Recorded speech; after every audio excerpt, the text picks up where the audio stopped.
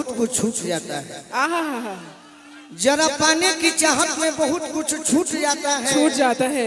नदी का साथ देता हूँ, समंदर हमसे रूठ जाता है। आय हाय हाय। मोहब्बत लिखने पढ़ने में आसान दिखती है मेरे दोस्तों, बिल्कुल बिल्कुल। मोहब्बत को निभाने में पसीना छूट आय जाता है। हाय, क्या बात।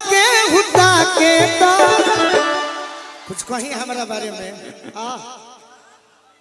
नाम और गुड़िया जी नु मुस्कान झा। मुस्कान झा, प्यार से गुड़िया। आपको याद हो गया ना।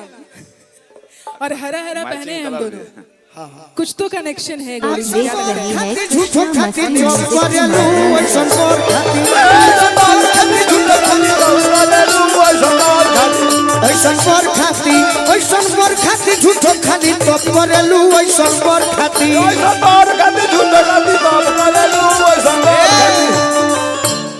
ये जानते हैं कब की बात है? नहीं। शंकर भगवान कहे देवता लोग से कि जाओ मेरा शिकायत करो गौरा के पास। तो वह जाके भड़कावता लोग, कहता लोग कि ऐसन बर खाती। ऐसे नहीं गोलू जी, ऐसे अच्छा नहीं लग रहा है। कैसे? ऐसे अच्छा नहीं लग रहा है। आप थोड़ा इधर आएंगे। अच्छा हाँ। पानियों आ गए, शंकर भगवान खुश हो गए। बोली शंकर भगवान की ऐसन बर खाती झूठो तू तो करेलू ऐसन बर खाती। सभी दोनों हाथ ऊपर, सभी के दोनों हाथ ऊपर। झूठो तू तो करेलू ऐसन बर खाती।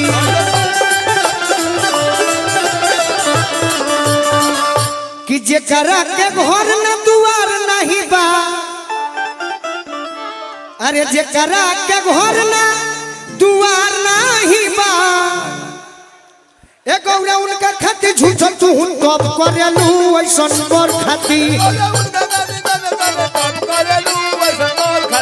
ऐसन बर खाती झूठो खाली टॉप करेलू ऐसन बर खाती।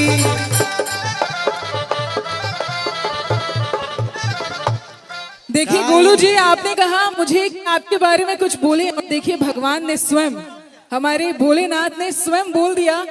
खुश होके बरस गए हैं आप पे, आशीर्वाद मिल चुका महाराज है। उठो तारी सब है आतना पानी लिखे परत के केहू गल जाई।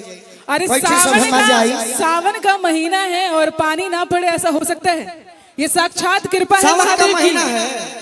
आपसे एक बात पूछें कि चढ़ल बा सावनवा मनवा परलू हा की ना हो, अरे जनुआ खाती जलवा अपना ढरलू हा की ना हो, जनुआ खाती जलवा अपना ढरलू हा की ना।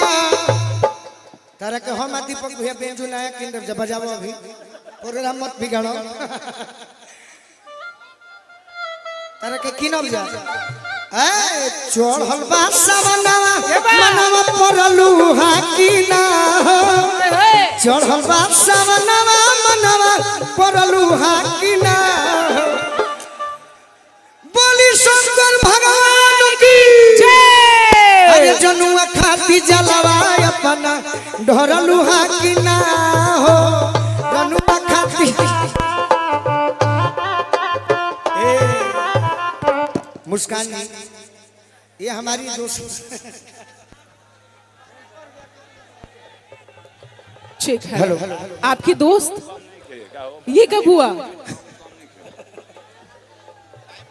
और इसी के साथ वक्त भी हो गया है, और ऊपर वाले ईश्वर भी यही चाह रहे हैं कि अब इस कार्यक्रम को यहीं पे रोक दिया जाए। बहुत बहुत आभार आप लोगों का, सभी का जो